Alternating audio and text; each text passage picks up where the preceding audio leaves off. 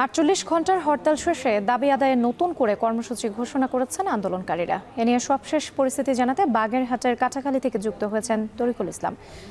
তরিকুল, সীমানা পুনর্বহলে নতুন কি কোনো কর্মসূচি ঘোষণা করা হয়েছে কিনা এবং কর্মসূচিতে জনভোগান্তির যে বিষয়টি রয়েছে সেটি বিবেচনায় নেওয়া হয়েছে কিনা?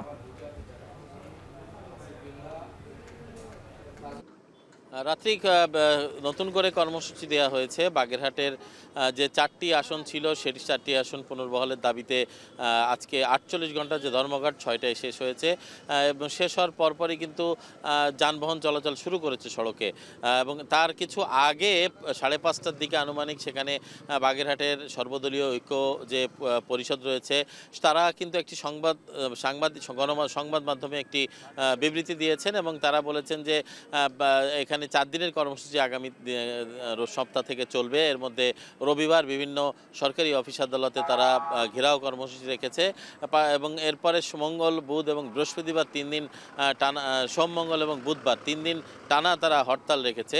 তবে জনভোগান্তি এড়াতে সকাল সন্ধ্যা তারা হরতাল রেখেছে। প্রতিদিন সকাল 6টা থেকে সন্ধ্যা 6টা পর্যন্ত এই ধর্মঘট কর্মসূচি চলবে, হরতাল কর্মসূচি চলবে। এরপরে সারা রাত আসলে যানবাহন বা পণ্য পরিবহনের জন্য খুলে দেওয়া হবে, শিথিল করা হবে হরতাল এবং এটি 3 দিন অব্যাহত থাকবে। তবে তারা একটা কথা বলছেন যে যদি এই দাবি না মানা হয় তাহলে নতুন করে তারা কর্মসূচি আরও গ্রহণ করবে।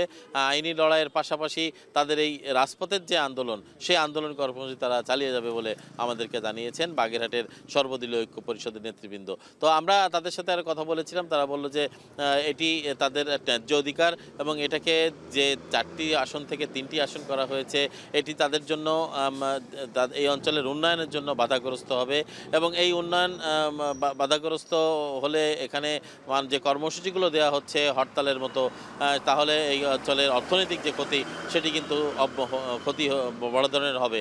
যেহেতু দেশের দ্বিতীয় বৃহত্তম সমুদ্র বন্দর মোংলা এই বাগেরহাট জেলায় অবস্থিত, ইপিজেড রয়েছে, ভারী ভারী শিল্প কলকারখানা রয়েছে, সব কিছু কিন্তু নির্ভর করছে এই যে কর্মসূচিগুলো রয়েছে তার উপরে। তো সব কর্মসূচিগুলো যদি এভাবে অব্যাহত থাকে তাহলে অর্থনীতির উপর একটি বড় ধাক্কা আসবে বলে তারা মনে করছেন এবং এছাড়া এখানকার জনসাধারণ বলছেন যে তাদের ভোগান্তি ঠিকই হচ্ছে, তবে তারা 4টি সংসদীয় আসন ফিরে পেতে চান। এই 4টি সংসদীয় আসন যদি ফিরিয়ে দেওয়া হয় তাহলে তারাও এই সব কর্মসূচি থেকে তারা সরে আসবে বলে আমাদেরকে তারা জানিয়েছেন। সব মিলিয়ে এই ছিল আমার কাছে বাগেরহাট থেকে হরতালের 24 ঘন্টার যে 48 ঘন্টার হরতালের সর্বশেষ খবর এবং পরবর্তী যে কর্মসূচি ঘোষণা করা হয়েছে সর্বদলীয় ঐক্য পরিষদের তার সর্বশেষ খবর।